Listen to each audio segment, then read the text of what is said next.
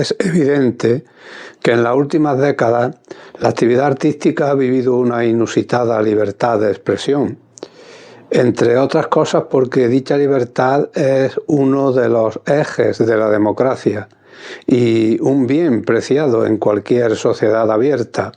Dicho de otro modo, el arte lleva tiempo viviendo con cierta tranquilidad y con pocas cortapisas creativas desde los distintos poderes. Aparentemente, porque de un tiempo a esta parte se ha despertado de nuevo ese conflicto permanente entre sociedad y cultura y empiezan a percibirse pasos atrás, tanto en el ámbito político, concretamente desde la llegada al poder del partido Vox, de la mano del Partido Popular, en diversos municipios y comunidades autónomas, como también en aspectos muchas veces no relacionados con el término puro de censura, pero sí con una reducción del horizonte de la libertad de expresión o censura encubierta. A ello se uniría la autocensura, muchas veces realizada por la búsqueda de público amplio o por aspectos relativos a la gran dependencia de las artes escénicas de las ayudas públicas, que como todo tiene muchos aspectos positivos, pero también algunos negativos, como dicha censura previa. La situación es la siguiente. Si hasta hace poco tiempo había un consenso sobre la amplitud de una libertad de expresión que solo chocaba con el ámbito jurídico, ahora este ámbito ha ampliado sus márgenes y sobre todo este aumento se produce porque vivimos un renacimiento de la intolerancia que ha abierto la veda para más denuncias y más juicios relativos a esta cuestión. En efecto, son cada vez más habituales las protestas y demandas de personas y grupos políticos y sociales producidas por expresiones o imágenes que son apreciadas como ofensivas, y esto se produce no de forma casual, sino que va unido a un aumento de la polarización política y social a partir de la crisis económica del 2008. Esta polarización está haciendo que aumente un discurso del odio y la multiplicación de los bulos, sobre todo por las redes sociales, lo cual está también creando nuevas discusiones sobre los límites de la libertad de expresión. Esta situación está provocando el aumento de la agresión a las libertades, lo que se traduce en una intransigencia a base de ofensas e insultos que muchas veces circula por Internet. Pero esta situación, a menudo fabricada desde los propios medios de comunicación, no puede ser pretexto para que los poderes políticos establezcan su propia visión de lo que es permisible y no a la hora de expresarse. Si esta realidad se manifiesta en diversos campos, hace más mella en el arte, cuya razón de ser es la propia libertad creativa. Si bien dicha libertad de expresión hay que defenderla en todos los ámbitos, en el artístico habría que hacerlo con mayor amplitud, porque estamos hablando de ficción y no de realidad. Y si la libertad del arte está amenazada, lo están también las libertades de todos nosotros. Pero el hecho es que se han multiplicado los casos relativos a ámbitos artísticos que llegan a los tribunales y que estos arriban con frecuencia a causa de la señalada polarización política, dado que ésta ha hecho acrecentar los decibelios de la intolerancia. Motivos políticos, religiosos, sexuales o morales han servido de razón a diferentes instituciones para prohibir a creadores como Albert Pla, Javier Craje o Bunbury, por citar algunos ejemplos, y es el rap el estilo musical que más persecución está sufriendo por la actualidad de sus letras. Pero este renacer de un conflicto que parecía dormido no se supera solo intentando averiguar hasta dónde es posible incurrir en delito, porque el problema no es tanto determinar cuándo es delito, sino de volver a recuperar una visión ecuánime del asunto. El caso es que las resoluciones que dependen de cada juez tienen los límites a la libertad de expresión impuestos por la Constitución, pero son límites poco precisos y esperemos que nunca dejen de serlo, porque, como dice Victoria Camps, estos deben de quedar ambiguos e indeterminados, pues son los creadores, en este caso, los que deben ponerse las fronteras de lo permisible y de lo inaceptable. Hola, ¿qué tal, amantes de Thalía? Bienvenidos a una nueva edición de Teatrerías, la particular visión del teatro en Nueve La Loma Televisión. En el programa de hoy nos vamos a hacer eco de una recuperación cultural, una tradición cultural que en la villa de Sabiote el grupo Verain ha retomado después de 10 años sin celebrarse, como es el Auto de los Reyes Magos, la representación teatral de este texto de mediados del siglo XVIII que se representaba en Sabiote pues durante muchos años. Yo creo que en torno a 200 lleva esta tradición, y ahora 10 años después de celebrarse la última función el grupo Verain vuelve a retomarla.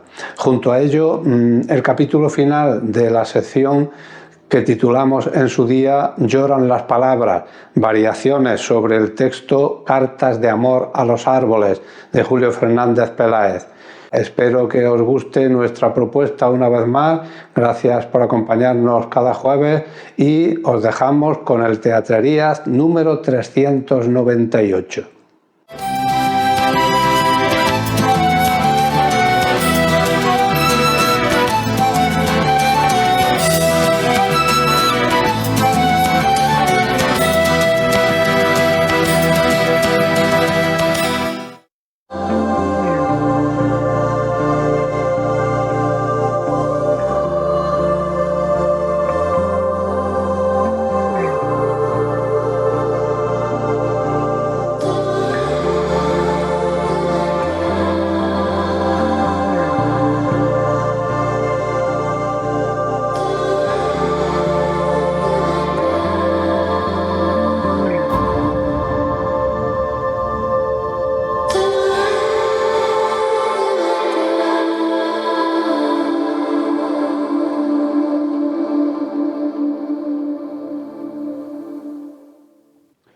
Cuando un pueblo conserva sus tradiciones, pues a lo largo del tiempo se convierte en más atractivo para quienes lo visitan y también, por supuesto, más dinámico para su gente.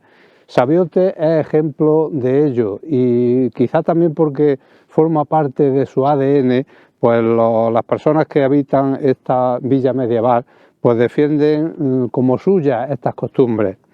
Hoy nos hemos desplazado a la villa Salaria de la época romana para entrevistarnos con José Navarrete y hablar pues de una de esas tradiciones, porque José Navarrete es el alma mater del grupo de teatro Verain, que ha recuperado una tradición cultural como es el Auto de los Reyes Magos. Así que, José, bienvenido de nuevo a las Teatrerías de Nueve La Loma Televisión. Muchas gracias.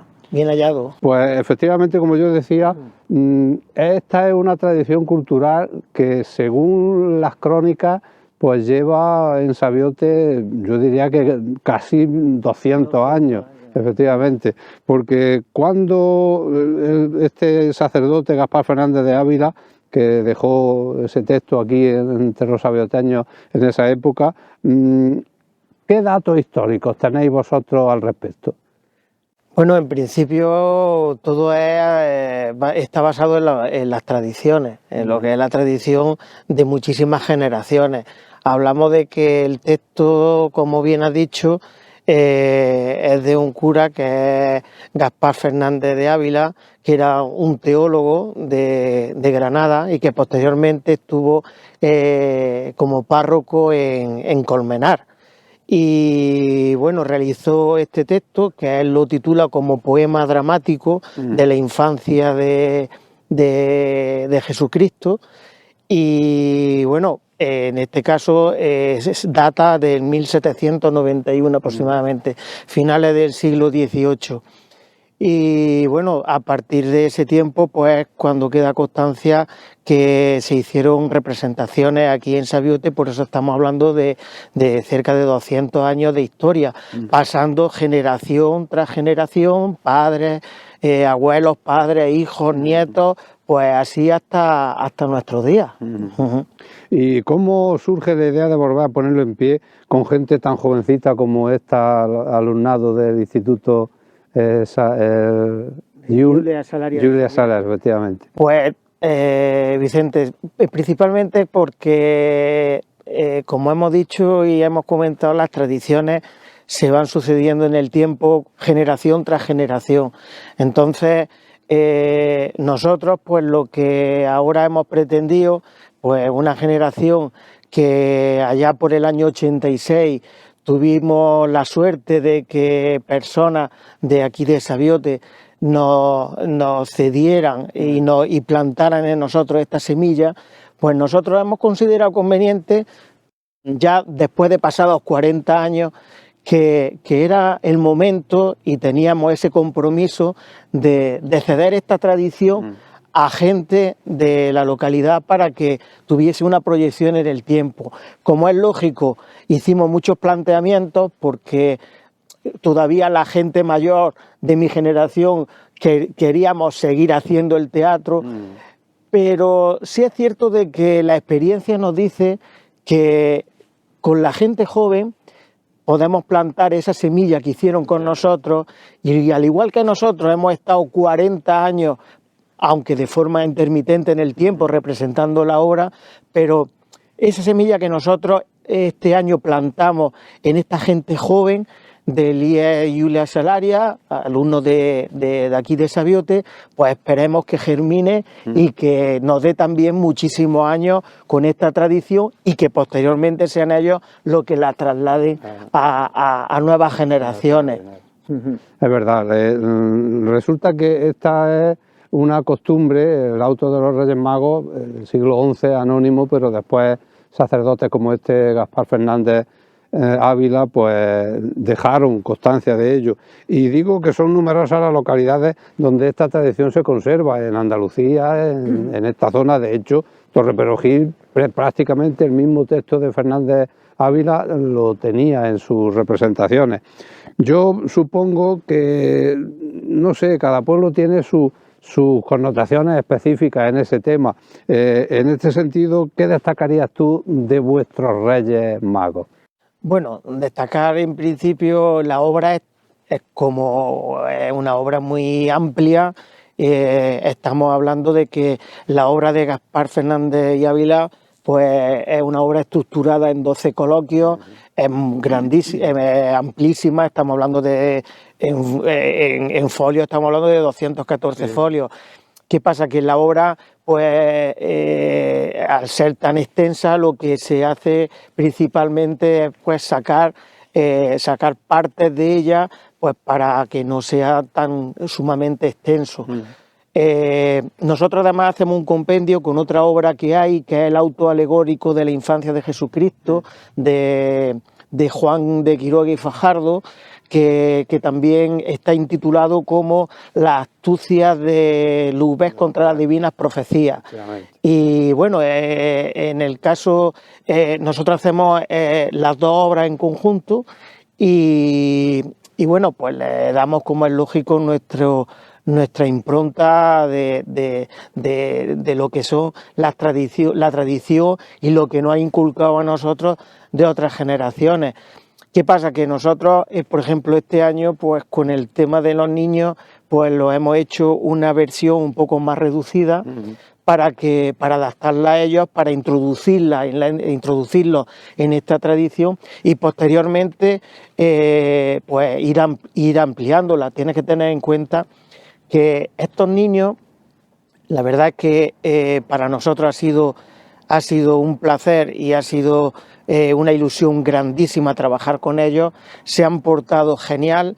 Hay que tener en cuenta de que hay una diferencia muy grande entre...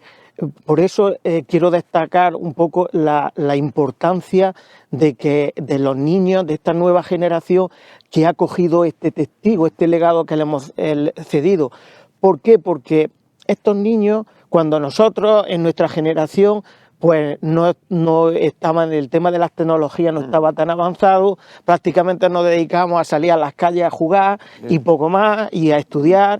Sin embargo, estos niños, en una situación como la actual, en la que ellos no han conocido nunca esta obra, porque la última vez que se representó fue en el año 2012, de tal manera que ellos tendrían 1 año o 2 años aproximadamente, no han conocido nada de la obra, y ellos desde el primer momento tomaron la decisión y en ningún momento han dudado en que podían sacar adelante en 2 meses y medio, de ensayo, solamente ensayando fines de semana porque tenían innumerables actividades extraescolares, y han sacado adelante esta obra en castellano antiguo, una parte muy grande de ella, y entonces pues para mí es un mérito increíble y de verdad que los alabo y a estos niños, y para nosotros, para el grupo de Teatro Verain, para todos los que formamos el grupo y hemos estado colaborando en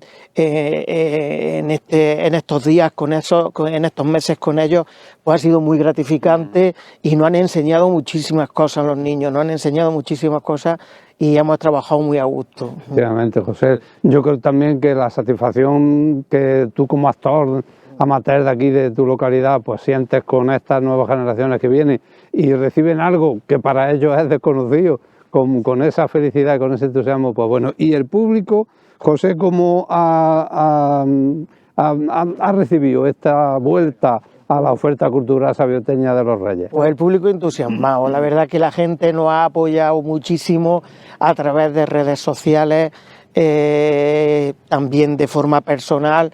Los padres de los actores, como es lógico de los niños, han estado encantados porque algunos niños han descubierto algo que no conocían, como el teatro. De hecho, en el grupo que tenemos formado del grupo del Auto de Reyes Magos, con los niños están pidiéndonos que hagamos algo más con ellos para el medievo, para Semana Santa. Vamos, están encantados, han descubierto algo que ellos desconocían, como es el teatro, y a muchos de ellos les ha llegado muy hondo. Entonces, pues para nosotros es una satisfacción grandísima. La gente, pues como es lógico, pues ha estado encantada. ¿Por qué? Porque son muchísimos recuerdos, como te he comentado antes, son muchas generaciones, claro, de abuelos, de padres, de hijos. Cuando han visto el teatro del Auto de los Reyes, pues han visto en el escenario no al Josepe y a la Rebeca, que este año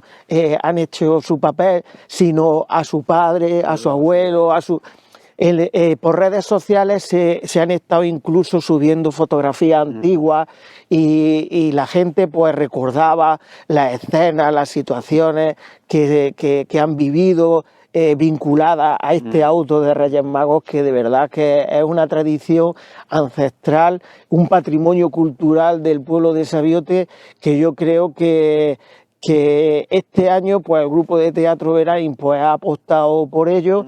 Y la verdad es que estamos encantados por el buen resultado y la buena acogida que ha tenido. Esa es la grandeza del teatro, que siempre se ha dicho que está en crisis, pero yo creo que es que no hay virus ni nadie que lo mate. Y generaciones como estas que vuelven, que entran de lleno al mundillo teatral en los pueblos, pues ahí se refrenda esa teoría que los teatreros como José y como yo tenemos, de que el teatro está en crisis, sí, enfermo permanente, pero no hay quien lo mate. Y José, con esa amplia cantera de jóvenes que tiene el Instituto Iulia Salaria, pues yo creo que la cantera y el futuro de Berain está asegurado, ¿verdad? En principio, la verdad que eso sí es verdad que también nos ha causado una gran impresión, como te decía, en el mismo WhatsApp del grupo del Auto de Reyes Magos. Los niños estaban encantados pidiéndonos hacer nuevas cosas, y eso, pues, como es lógico, nos ha motivado, y era una de las intenciones que teníamos con este proyecto, que era, como grupo de teatro, pues también intentar incentivar y motivar y dar a conocer a la gente joven alternativas que hay, que muchas veces nos quejamos porque en los pueblos, pues desgraciadamente, pues para la gente joven muchas veces no hay cosas, actividades, actos recreativos que ellos pues están demandando mucho, y que, bueno, pues todos, como siempre, vamos con la cultura esta del botellón y la cultura de... Y entonces, pues nosotros hemos querido, pues, infundir ese aliento de lo nuevo, de una nueva actividad, de presentarle el teatro, y de esta manera, y la gente joven lo ha recibido muy bien. Nosotros, pues, claro, son niños de Sabiote que fuimos, como es lógico, al instituto, que nos abrieron las puertas, y en el IE y Julia Salaria, y entonces pues estuvimos presentando nuestro proyecto del Auto de Reyes Magos en las clases. Ahora ellos son los que nos están demandando hacer nuevas cosas, y Dios quiera que esto siga adelante, y, como es lógico, pues tener una sección juvenil dentro del grupo de teatro Berain, que nos dé también muchísima alegría, y que nos dé proyección al grupo de teatro, y que aumente la actividad cultural en nuestro pueblo, como es lógico. Pues chicos, chicas, efectivamente el teatro es una herramienta interesante, atractiva, viva, dinámica, y que os hará felices, y de hecho los que lo hayáis experimentado en esta ocasión, pues ahí lo tenéis. Y José, ¿en qué anda metido Berain para próximos meses? Bueno, Berain tiene muchos proyectos. Este año, bueno, ya hemos comenzado con del Auto de los Reyes Magos. Ahora estamos preparando, como es lógico, ya tenemos encima el medievo. Entonces, pues, preparando nuestras obras, tanto la presentación de las fiestas medievales. Este año, que tenemos el 10º aniversario, cumplimos 10 años, y, como es lógico y como todos los años, pues serán maravillosas, y aún más que estamos de celebración, que cumplimos 10 años, y haremos tanto la presentación, como es lógico, como nuestras obras y nuestras comedias o entremeses que hacemos dentro del ámbito de la zona medieval, que hacemos todos los años. Y bueno, como es lógico, pues también preparando para el próximo certamen de teatro Salaria Escena, pues preparando también nuestra obra, y bueno, ya todo lo que se presente. Ya te digo que los niños están muy lanzados en este sentido, pues también posiblemente hagamos algo con ellos, y podamos, tengamos que, claro, echarle una mano y ayudarles para hacer alguna cosilla, que ellos están entusiasmados con el teatro, y no quitarle ese gusanillo y esa llama que hemos encendido en su interior, y esa ilusión, ¿vale? Pues, amigas y amigos de Teatrería, así se cuida una tradición cultural con la que, junto con otras, Sabiote ha hecho que perduren en el tiempo, y no dejan de ser, pues, un atractivo turístico muy apetecible de disfrutar en esta localidad medieval y renacentista como es Sabiote. Pues José, muchas gracias por vuestro entusiasmo, por vuestra forma de entender el teatro, que no es otra que la esencia pura y viva que Thalía y Thespis nos dejaron en aquella época de los griegos, y enhorabuena por ese trabajo realizado, así que a seguir adelante y para adelante, como los de Alicante. Pues muchas gracias a vosotros por dar la acogida en vuestro programa, que ya es un clásico del teatro, y donde, pues, estamos al día, dentro de la Loma de Úbeda,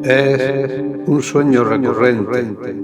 Sueño y me despierto y a continuación me duermo y sueño, o me sueño. Echo a correr. No hay razón para echar a correr, pero echo a correr hasta llegar a un precipicio que al mismo tiempo es ventana, que al mismo tiempo es horizonte, que al mismo tiempo es vacío. Y sonrío, sonrío sin parar,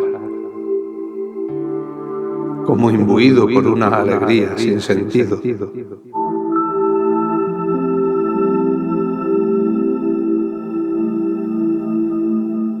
Eso que ves es el fin, el final del tiempo, el abismo en un espejo.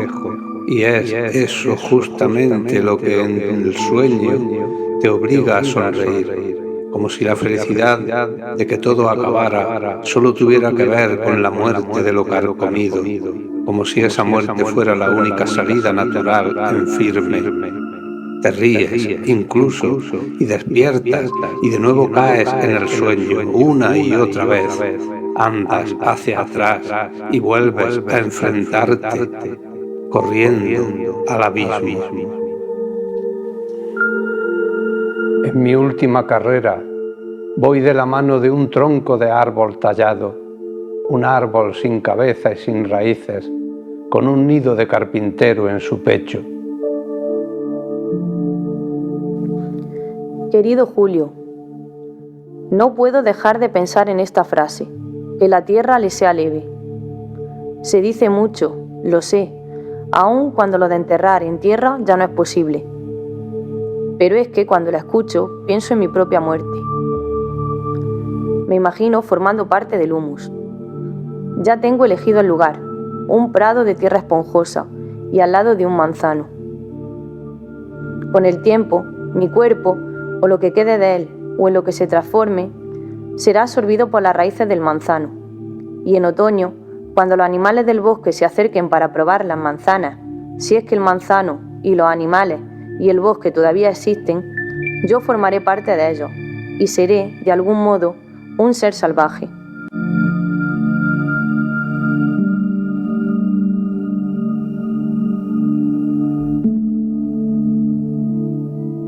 Querido Julio, quiero la tierra leve también para mí, pero no para que mi cuerpo se descomponga, sino para que lo haga con ternura, siendo vida de otras vidas.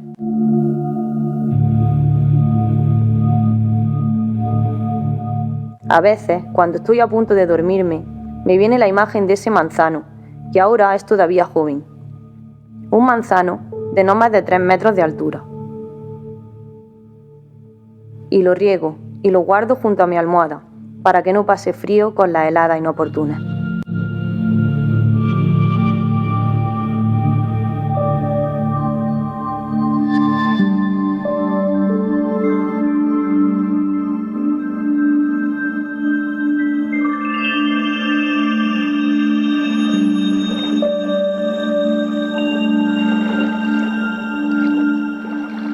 Decía Heiner Miller que el fin de la literatura es ofrecerle resistencia al teatro, con lo que venía a decirnos que hay que seguir haciendo teatro, aunque sea de estructura escénica complicada, pues la palabra tiene la capacidad innata de mostrarnos universos que desde esa dificultad resultan atractivos para la puesta en escena y para el espectador en definitiva.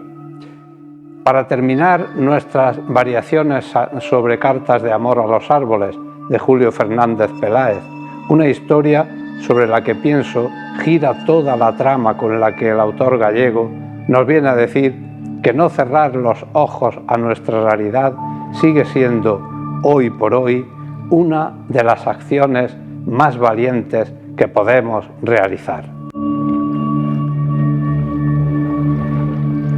Antonia echó a andar hasta salir de la aldea, subió a lo alto de una montaña y descendió por la otra cara, hasta llegar al lugar donde paraba el tren. Allí se subió a un vagón que la llevaría hasta el puerto de Vigo, en su cabeza la idea fija de llegar a América.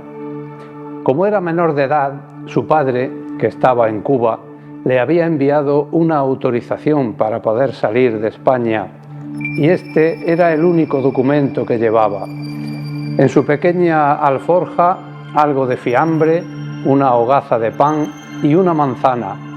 Me la imagino en el puerto, formando parte de esa multitud ansiosa por escapar, durmiendo con los ojos bien abiertos para que nadie le robara lo poco que llevaba encima. Se subió a un vapor y al cabo de mes y medio Antonia desembarcó, como por azar, en el Río de la Plata. Durante el viaje, contaba Antonia, tiraban por la borda a los que se iban muriendo, pues seguía haciendo de las suyas la gripe española, aunque también el hambre y las infecciones. Una simple gastroenteritis de las de ahora podía matarte en el interior de uno de aquellos barcos que se dejaban zarandear por las olas en alta mar y que empujaban a la tripulación hasta la borda para vomitar lo poco que guardaban en sus tripas. Faltaba una semana para llegar y a Antonia ya solo le quedaba la manzana, que muy sabiamente había reservado para los momentos más difíciles. En el barco servían una sopa, es cierto, pero aquella sopa era apenas agua hervida con una pizca de sal. ¿Cuántos días puede vivir alguien con solo una manzana? Antonia fue comiendo la manzana poco a poco, un diminuto mordisco cada día, cuando por fin se vio pisando suelo en las calles de Buenos Aires. Antonia no llevaba en su alforja otra cosa que los restos de la manzana, es decir, sus semillas. Antonia se puso de inmediato a buscar trabajo, preguntó por el barrio más rico y allá que se fue y se dirigió sin perder tiempo. Iba llamando a las puertas. Cuando abrían, ella ofrecía sus servicios. En una de ellas abrió la señora de la casa.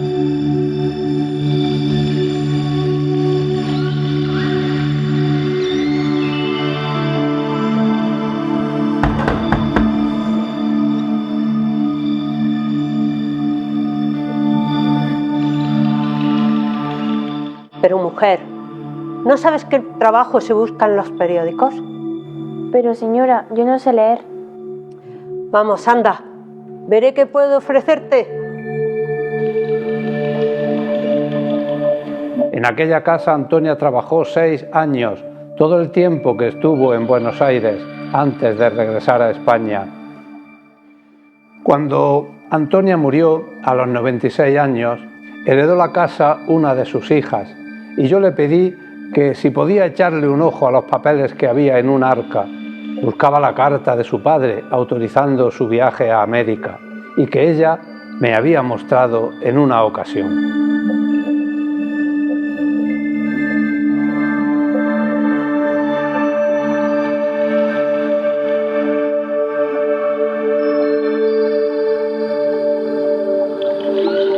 El arca estaba en el sobrado, un sobrado lleno de manzanas en el suelo, manzanas medio rojas, manzanas medio amarillas, manzanas dulces pero duras, muy duras y también pequeñas y muy olorosas.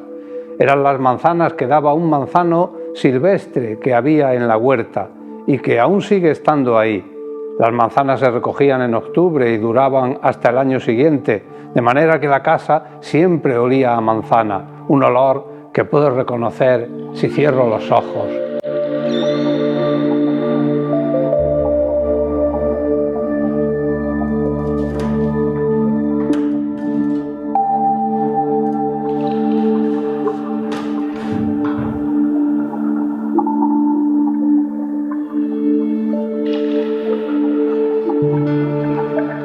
En el sobre donde estaba la carta del padre había también una semilla de manzana. Enseguida lo comprendí. Antonia había guardado las semillas de la manzana que le había salvado la vida. Después de varios intentos, una de esas semillas había logrado germinar en la huerta. Otra permaneció junto a la carta de su padre, esperando que alguien, algún día, quizá yo, que escuchaba con los ojos llenos de asombro sus historias, necesitara sembrarla en la tierra.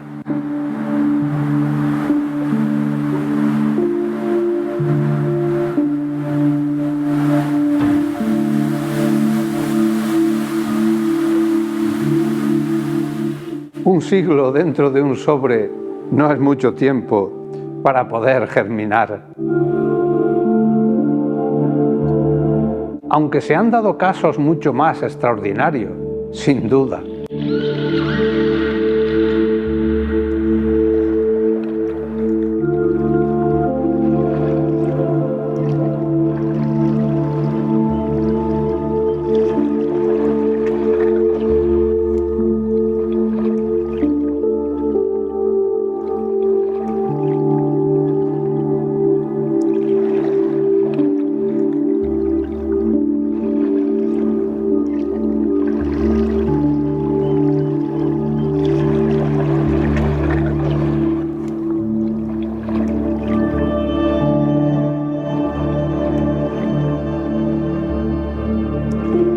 Metí la semilla dentro de un algodón húmedo y aguardé con paciencia a que la semilla despuntara.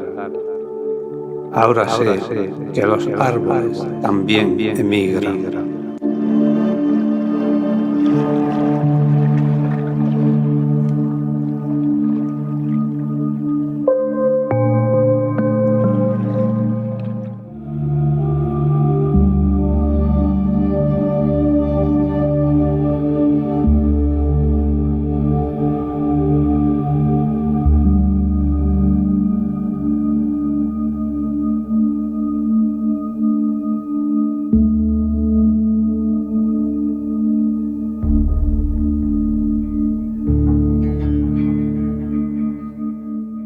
Entrevistamos a Blas Alascio, autor de la novela Alarico el rey de los godos, publicada por Grijalbo en el año 2023. Me gustaría saber por qué ha elegido como su personaje de su novela a Alarico. Bien, lo primero que hay que decir es que el personaje no lo eligió él, no lo elegí yo, fue él el que me eligió a mí. Y explicaré por qué. Estaba estudiando la historia de la religión durante el Imperio Romano y cuando estaba leyendo a San Agustín, el libro La ciudad de Dios, su libro La ciudad de Dios, vi que el protagonista absoluto de ese libro era Alarico. Alarico, el rey de los godos, el hombre que consiguió reunir a todas las tribus y a todas las etnias bárbaras y marchó sobre Italia y después sobre Roma. Y ese personaje, curiosamente, sobre ese personaje, curiosamente, no se ha escrito absolutamente ninguna novela. Y realmente hay que preguntarse por qué, cuando es un personaje tan importante que fue el que inició la caída del Imperio Romano. Por eso me preocupé de estudiarlo, por eso me preocupé de buscar las fuentes y por eso me preocupé de ir escribiendo un libro que me aclarara a mí mismo incluso las ideas sobre este personaje. Su novela se sitúa en el siglo V después de Cristo, pero ¿tiene algo que ver con el presente? Pues realmente tiene mucho que ver con el presente. El siglo V es un siglo en el que se produce, digamos, las invasiones bárbaras y la entrada de muchísimos refugiados. Y se puede, de alguna manera, poner en conexión con la situación actual, donde hay millones de refugiados de todo el mundo que intentan buscar un lugar donde poder vivir tranquilamente, sin persecuciones.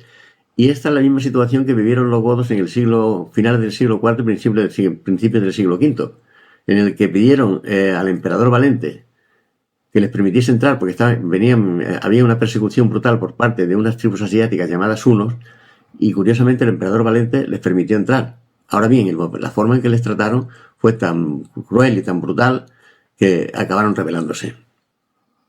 Eso me lleva a preguntarle cuáles son los temas de su novela. Bueno, temas en la novela hay muchos, pero hay tres principalmente. El primero de los temas es el tema que tiene que ver con los refugiados, que ya he explicado con anterioridad.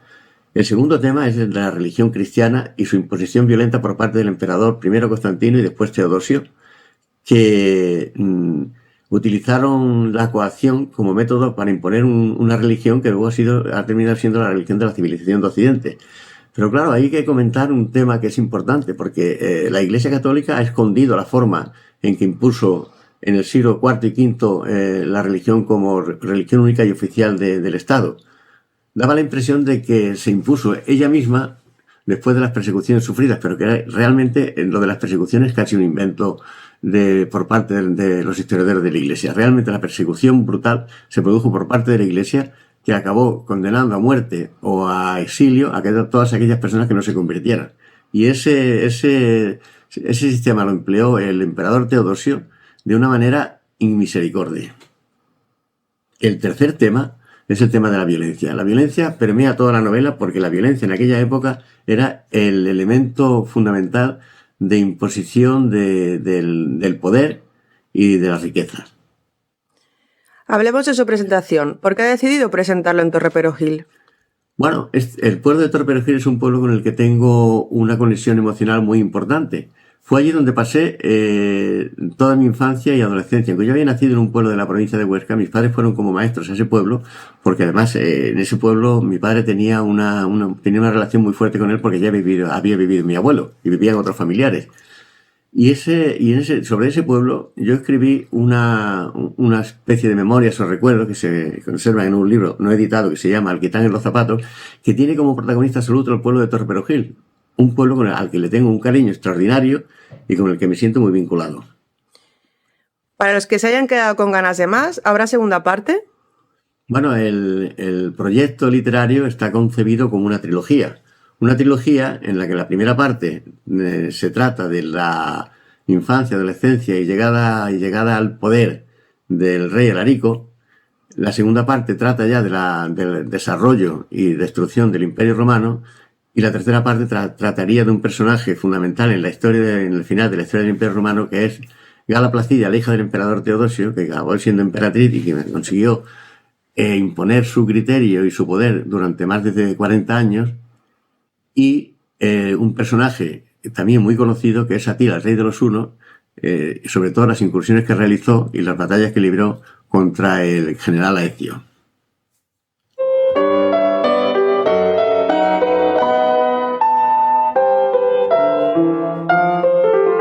Pues hasta aquí por hoy, amigas y amigos que nos seguís en Teatrerías, en 9 La Loma Televisión, con este anuncio de la presentación de la novela de Blas Alasio, Alarico, el rey de los godos, que se presentará mañana viernes en la Casa de la Música de Torreperogil a través de la Asociación Cultural Historia Viva, y a la que estáis invitados todas aquellas personas que degusten y gusten de la literatura.